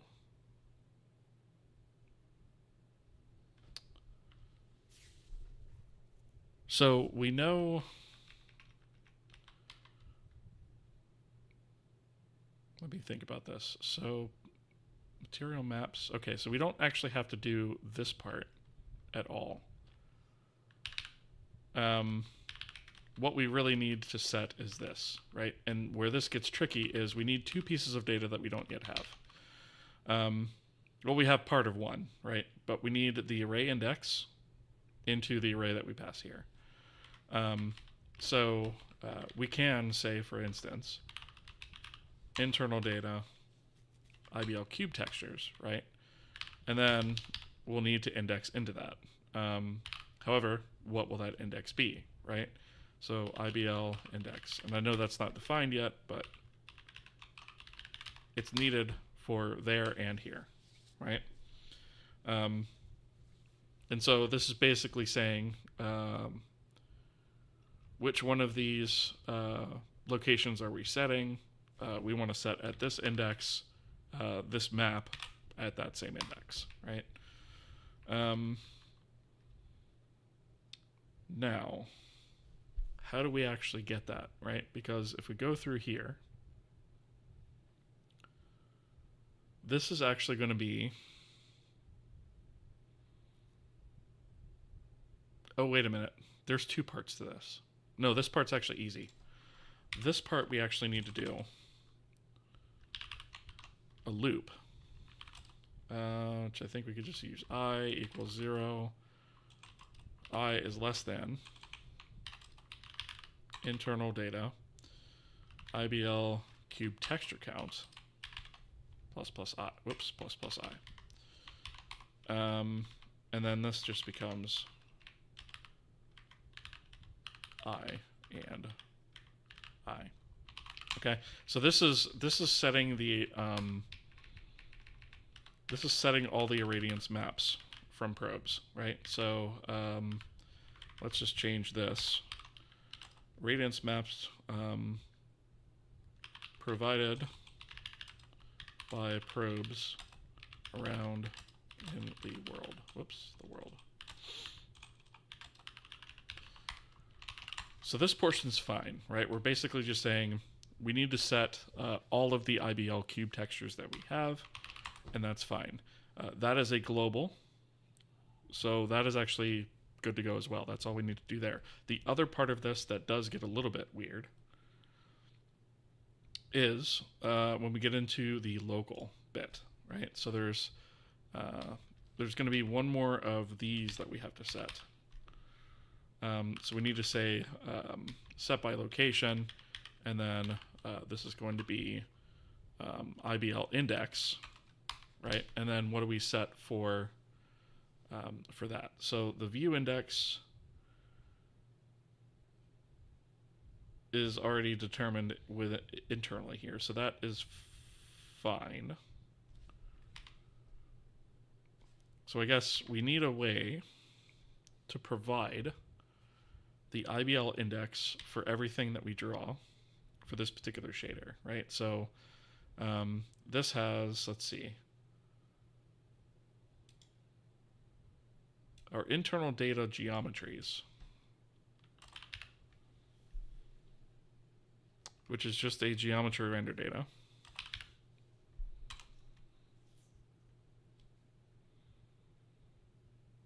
Right, we have a pointer to the material, which is also probably bad. We probably shouldn't be doing that.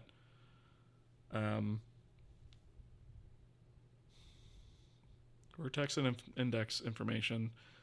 So we need a way, and I think since this is geometry render data, I think it's okay to go ahead and put that in here. So we could just say U32 IBL probe index, I guess. And then we'll add here, brief, the index of the IBL cube map to use.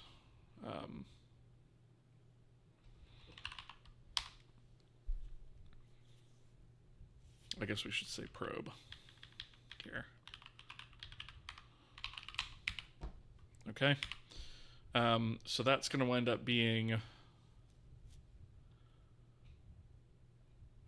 actually surprised that we didn't do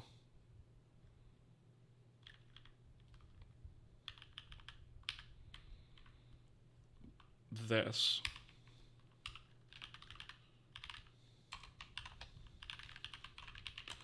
Right. Take a convenience pointer to this guy. Need the address of that. And then here, we can just say render data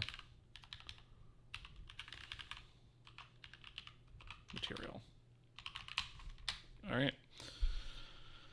And then down here, we can pull this data from the render data. So we're obviously not setting that anywhere yet, but we can do render data IBL probe index. And now that problem is solved as well, right? So now we have a way to provide all of our IBL probe texture maps as well as the index for that. Okay. Update the current material ID. We've got some other problems in here we're going to need to fix, but I don't want to fix these until we actually sort out sort out some of the other issues, right? The other thing that I was thinking about, and this is a change that might be a little bit more complicated. So one thing that we have is our geometry render data right now. I've really got to figure out what that error is.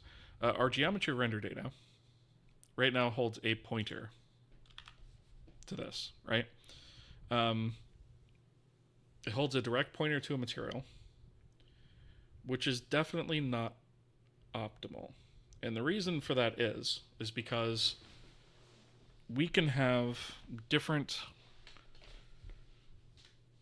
properties applied technically to the same material that is used in different places in the scene. So what I mean by that is we might have, let's say we have like some sort of animated material texture, right? And maybe the properties of that are slightly different from one instance of it to another. We need a way to say, or to be able to provide sort of material instance level data.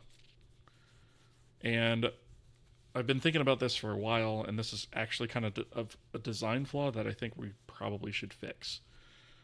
Is that we're using the direct material here everywhere, the direct material resource everywhere, instead of an actual like material instance.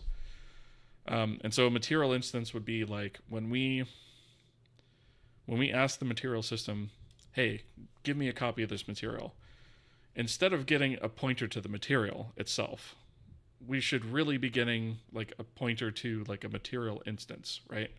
Or maybe not even a pointer, but just like an instance of that thing. So it might wind up being something like, but you know what? I probably shouldn't do that here. I should probably do that in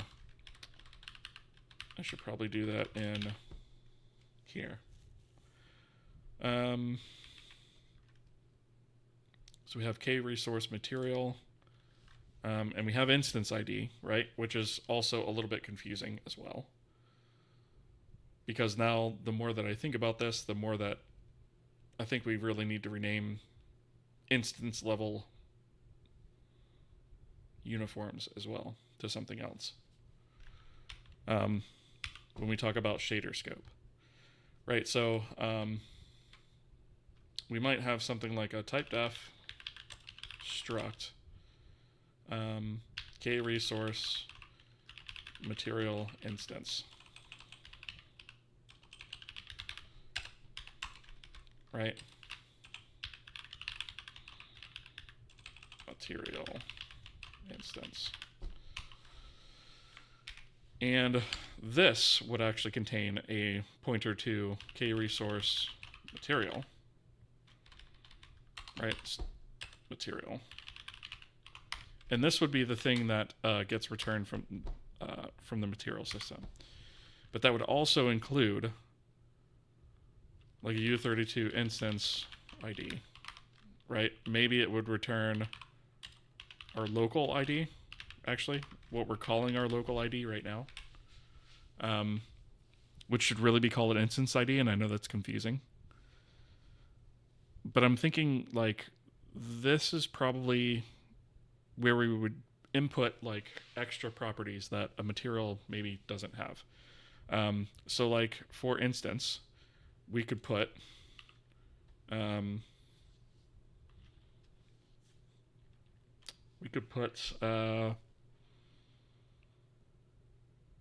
well, we could put something like diffuse color, right? So let's say that like our base material defines a diffuse color, but then we want to be able to override that. Maybe we put that here, right? So we could put like overrides for that particular material instance. We wouldn't want to do that with something like the maps, right?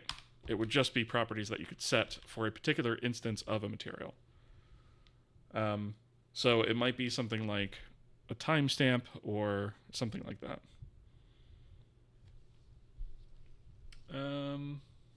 Let's see. I missed some chat, looks like.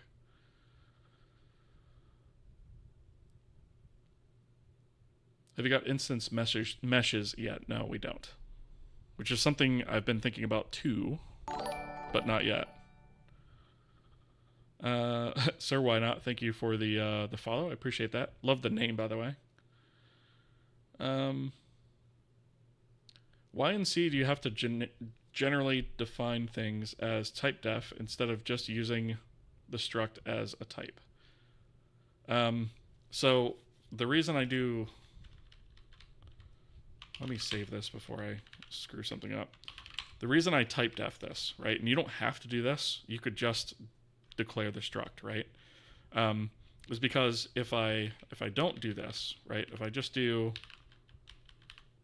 this, right, if I just do that, then everywhere I use it, I have to type out struct k-resource material instance, right, versus if I type def it, technically is the same name in this case, then all I have to do is type k-resource material instance. The only time I have to type struct k-resource material instance is if I'm forward declaring it. So that's a stylistic choice that I've made. You don't have to do it that way, but that's why I'm doing it that way. Yeah, you have to type C. Same thing is true for enumerations. Yeah, so otherwise your code base is polluted with struct and enum all over the place. The only time I do that is for like forward declaring something. Do I have an example of that in here? Probably not. Yeah, like rates. Nope, that's const. Like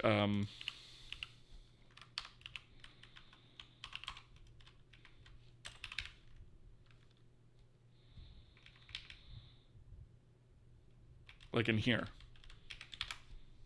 I typed struct k-resource material, right? But because this is just a pointer to a material, I can actually do this, which is basically forward declaring it.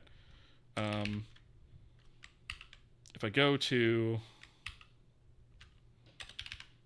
definition of this, and we look at the top, I actually have all of this stuff forward declared, right? So I have it forward declared as struct whatever. And so whenever I use a forward declared version of that, then I use the struct keyword, otherwise I don't. It is a weird C thing, yeah. C++ doesn't require that.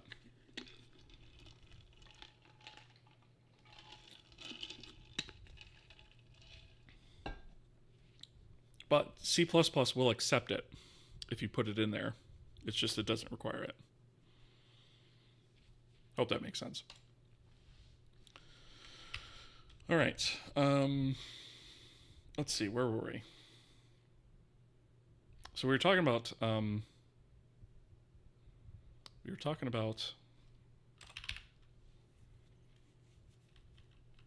material instances. And I'm actually kind of thinking that this might be something that I switch to. Since we're refactoring the material system anyways, maybe now is the time to do it. And the thing I've got to think about is, actually, do I have, I think it's under render types.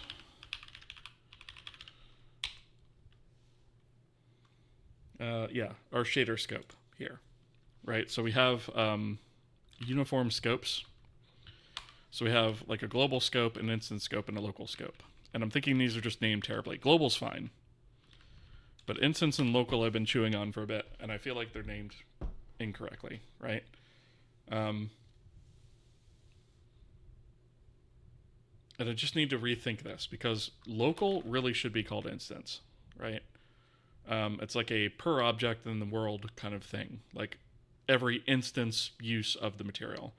Whereas instance level is like not scene wide, but like material wide, right? So if you have a wood material, all wood materials, for example, have these properties. But then you have local, which I'm thinking should be called instance, which is actually an actual instance of that material that can have additional properties associated with it.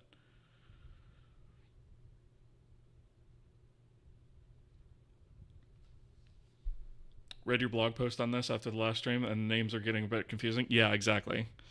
Um, because and this is a bit of a leftover thing from when I was initially putting the series together. Because I was going to handle this completely different, and then wound up not doing that, and this is just the leftover naming thing.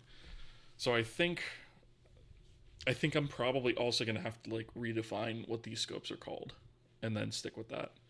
Because really, local should be instance, and instance needs to be something else, and I haven't figured out what that name should be.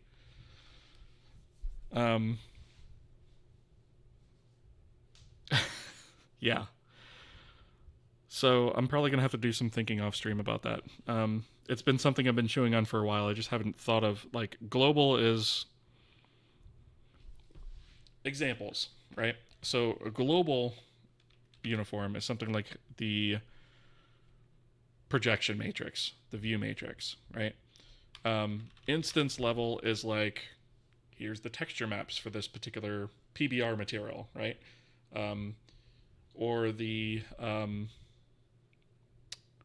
like in a Thong environment, like what's the specular power, right? Or something like that. And then local is basically your model matrix, right? For example, view index, things like that, right? Things that are super scope material. See, the problem with scope material is this applies to all shaders, right? So that won't really work either, because I don't want to like have the shaders know about materials or be specific to it in that way. Instance could be archetype or something. Archetype. I like it better. I'm not sure that's all the way there, though. Let me see something real quick.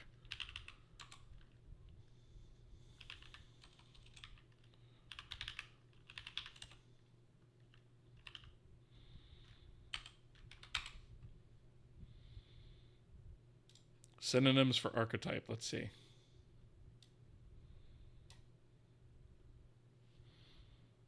Model, definitely no, that would be confusing as hell. Paradigm, prototype, pattern, standard, form.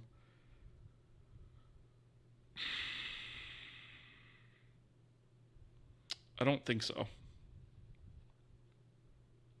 Parameter. Yeah, they're all parameter. Yeah, you see what I mean? Like, this is a tough naming thing, right?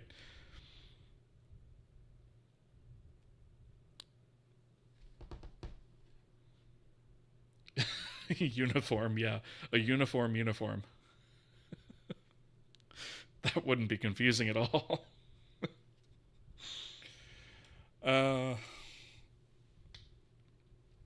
Because it's really, it's kind of, well, the thing is, it's a scope thing, but it's also an update. It's a update frequency thing. So it's not just, it's not always just level. It's also scope frequency or update frequency, right? So like, globals are updated like essentially once per frame, right? And then instance is more often than that, right? So like instance levels are like all the variables for a wood texture, all the variables for a metal texture, all the variables for a cobblestone texture material, whatever, you know. And then local is like, this has to be updated per object. So like maybe even like scope is the wrong term. Almost like an inheritance thing. Instance is like parent. Local is like child params. But that's the thing. It's not always. It is in the sense of materials, but like in other uses, it might not be. So like, I guess, for example, if you think about the, you know, rendering text on the screen would be another example of this, right? You'd still have your your matrices, right, at the global level. But then at the instance, you might have like what font you're using, right? And then at the, or I should say font texture, right? The atlas, what atlas you're using. And then at the local level, you would have like, well, this letter's red, this letter is blue, etc. That kind of thing. Probably not the best example, but that's an example. So it's not quite inheritance. It's a bit of a complicated issue. Like this is, I find at least, naming to be one of the hardest things in programming. Writing the code's easy. Naming it, not so much. So I'll probably have to chew on this one for a little bit offline and see what I can come up with. Because this is not it. And I've been thinking this actually for like over a year now. And so if I change this, then I can actually, then I'm freed up to use material instance, because like this will make more sense. Focusing on the update frequency. Yeah, exactly. So like maybe shader scope is the wrong thing, right? Like maybe the term scope is just wrong. Like maybe we have Alex Lee over on YouTube. How's it going? Maybe we have something like shader update frequency, right? And then in here we have shader update frequency once.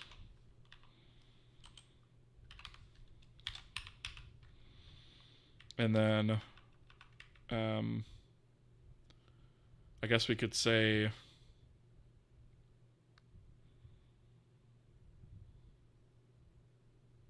what would it be? Like many seems wrong, right?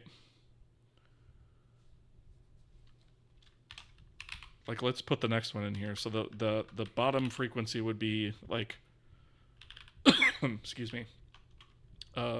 Maybe per draw, right?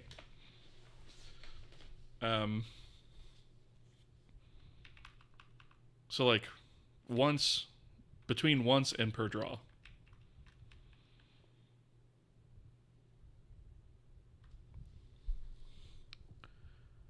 Thinking of like what GL does with GL static stream kind of wording.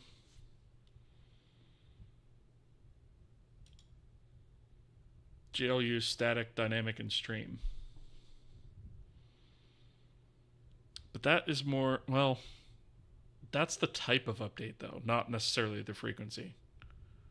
Static basically means never.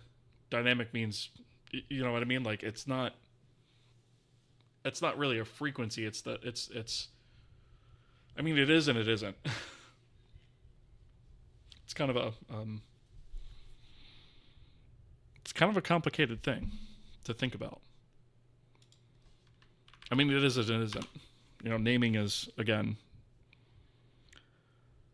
So what would be, so once per frame, essentially, between that and per draw, it'd almost have to be like, and this is not what I'm looking for, but per category, right? But what is a category? Category is not the word I want. I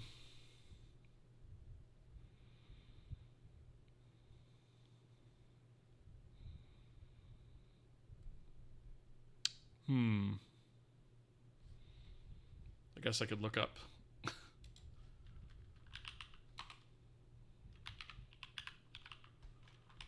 Category synonym, right?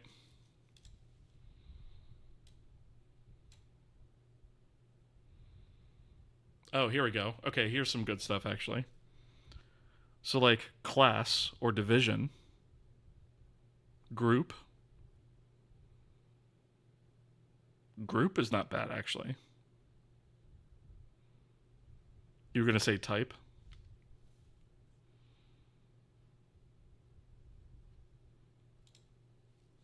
Oh, we have ads.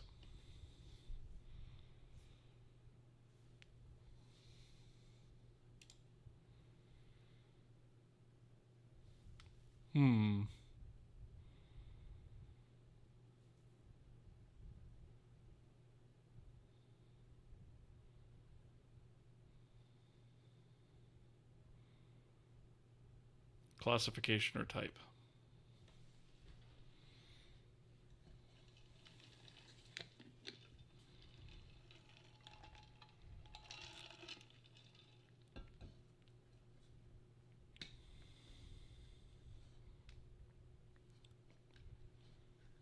Let's see, we got about 45 seconds left on ads, and then we can continue.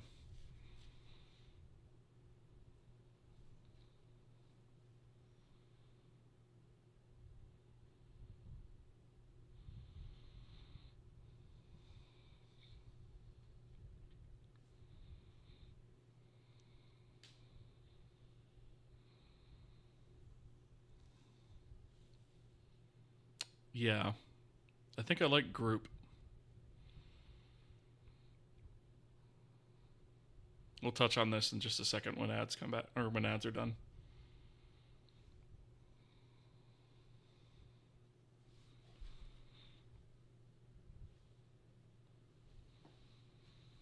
Okay, ads are done. All right, so I kind of like the term group, actually. And LaFolie brings up a good point, too. Eventually, stuff would be rendered based on material groups anyways. So that actually is already happening, right? So we already group things together based off of material type. And then we also base things together, or we group things together based off of the actual like name of the material, right? So so like this per group is only gets set once per like wood texture, once per wood material versus, once per metal material, right? So I think per group actually makes sense. Otherwise, you're constantly switching shaders. Yeah, we don't. So all of our material stuff, or PBR material stuff, all goes through the same shader right now. It's just a big shader that handles all types of materials. Which eventually is going to change a little bit, because we'll have our other lighting pipelines and stuff that we're going to use as well. Okay, but yeah, I like this. Shader update frequency. So replace shader scope with frequency.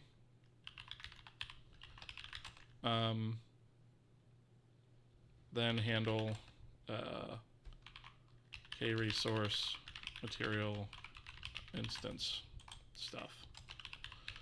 And that's what we're going to pick up on the next stream. Because we're basically out of time for tonight. Top one should be per frame for clarity. Yeah, we could do that.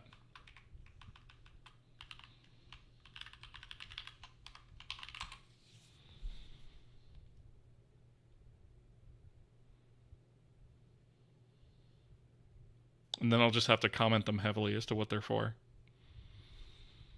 And we may or may not wind up with an additional one in here. I'm not sure yet. But I think this makes a lot more sense than this. I mean, I suppose I could be explicit and just do this as well. Even though that's kind of done for us by default, but I'll be explicit. Okay. Like I said, I'm gonna still think about this offline, and if I don't come up with anything better, then that's what we'll stick with. So I'll have to redo how our uniforms are classified, but that's not a huge deal. Thankfully, these numbers will still match up conceptually, so we're not going to have to change any logic. It's basically going to be just replacing any instances of this shader scope with shader update frequency. And that should get us where we need to go. All right. So we are basically out of time for tonight. So let me find somebody to raid.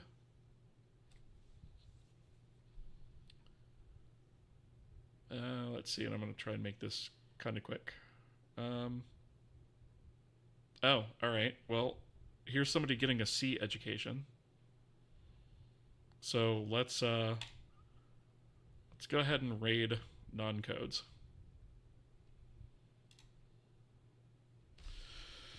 And yeah, that's going to do it for tonight's stream. So thank you guys so much, and join me back here tomorrow night, where we'll pick this up and continue on. But yeah, thank you guys so much for being here. I appreciate each and every one of you, and I love interacting with you guys.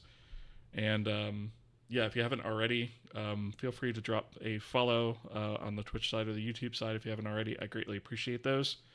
They help me out a lot in growing the channel. So anyways, thank you guys, and I will see you guys tomorrow.